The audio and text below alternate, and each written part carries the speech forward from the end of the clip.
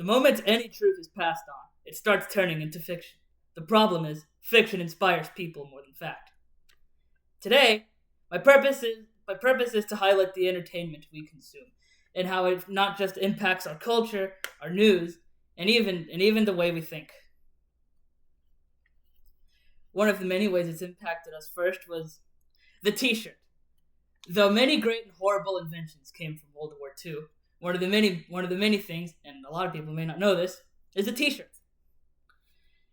Mainly used for comfort, under fatigues. It didn't start becoming popular until the 1950s with movies like Streetcar Named Desire and Rebel Without a Cause.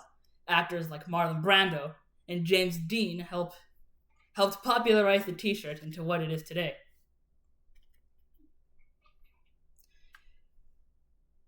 If we go on to the mid to late 1970s, saw the punk rock movement.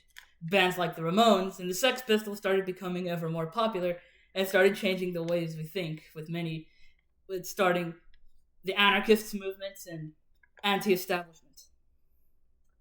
It also saw the increasing popularity of leather jackets and graphic T-shirts. Many older generations disapproved of this punk rock movement and even started referring to such as satanic. Which brings us to the Satanic Panic movement of the 1980s, which started with a book called Michelle Remembers, which was about a woman who was suffering depression and a miscarriage, who went to see a psychiatrist who happened to be a Catholic priest.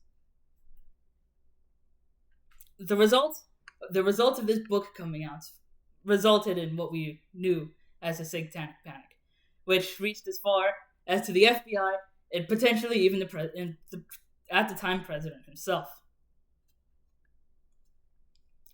Which brings us, we go to the 90s, and to be specific, 1991, with the release of a little known game called Mortal Kombat.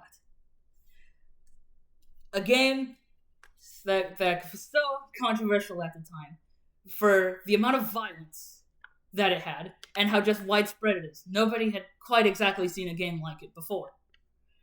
And because nobody had ever seen a game like it before, Nintendo started to sue and demanded there be the creation of the ESRB, the rating system in which we start rating video games today. And next, if we go forward to 2009, to the launch of the original Call of Duty Modern Warfare 2, also reached a similar level of controversy during its launch, with mainly Fox News and this particular mission, No Russian, which saw the player character essentially shoot up an airport full of terrorists. Though what they did fail to mention, you don't actually have to if you've even played the level. And which also started this whole thing because the people at Fox News didn't actually play the game. They just saw this one mission and just started going at it. It really only takes one thing for the news to spread like wildfire. Just one tiny mishap, maybe just the smallest controversy. But still doesn't stop anybody from going. The moment any truth is passed on, it starts turning into fiction. The problem is, fiction inspires people more than facts.